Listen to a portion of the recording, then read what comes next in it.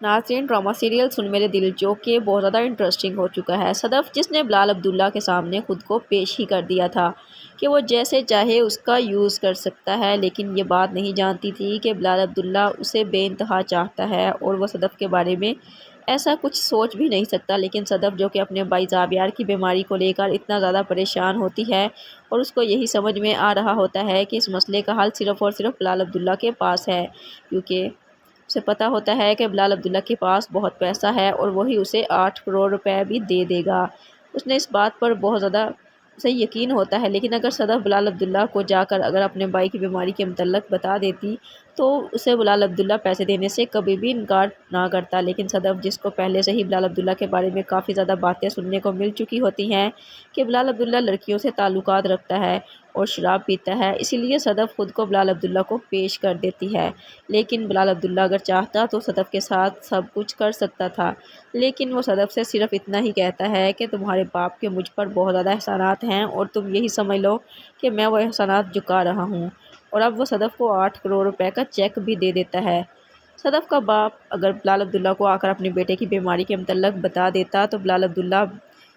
مرزا نامدار کو بھی پیسے دینے سے کبھی بھی انکار نہ کرتے، لیکن مرزا نامدار جس کو اس بات کا ڈر ہوتا ہے کہ کہیں بلال عبداللہ کوئی نہ کوئی ایسی اپنی خواہش کا اظہار نہ کر دے کہ انہیں اپنی بیٹی کی عزت کھونی پڑ جائے، کیونکہ بلال عبداللہ کی آنکھوں میں صدف کے لیے وہ محبت بھی دیکھ چکے ہوتے ہیں، لیکن انہیں یہ لگتا ہے کہ بلال عبداللہ صرف صدف سے محبت نہیں بلکہ صدف کو یوز کرے گا، اسی لیے تو صدف کو یہاں پر جاب کرنے کا کہہ رہا ہے۔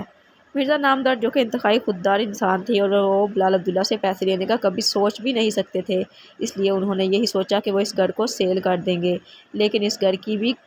قیمت کوئی اتنی خاص نہیں ان کو مل رہی تھی اور اسی پریشانی کی وجہ سے مرزا نامدار کی موت ہو جاتی ہے۔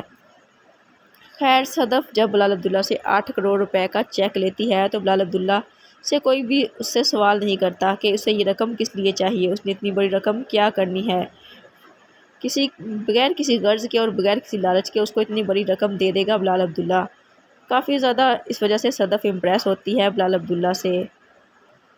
لیکن صدف کے دل میں ابھی تک یہ ڈر بھی ہوتا ہے کہ کبھی بھی بلال عبداللہ اس سے کوئی نہ کوئی ایسا مطالبہ نہ کر دے، اس لیے وہ بلال عبداللہ سے پھر بھی پوچھ لیتی ہے کہ اسے رقم کے بدلے کیا کرنا پڑے گا، جس کے جواب میں بلال عبداللہ صرف اس سے یہی کہے گا کہ اسے اس رقم کے بدلے نوکری جوائن کرنی پڑے گی، کیونکہ بلال عبداللہ صدف سے بے انتہا محبت کرتا ہے اور اس کے لیے صرف اتنا ہی کافی ہے کہ وہ صدف کی ایک جھلک دیکھ سکے۔ ہمشہ جو کہ یہ دیکھ رہی ہے کہ صدف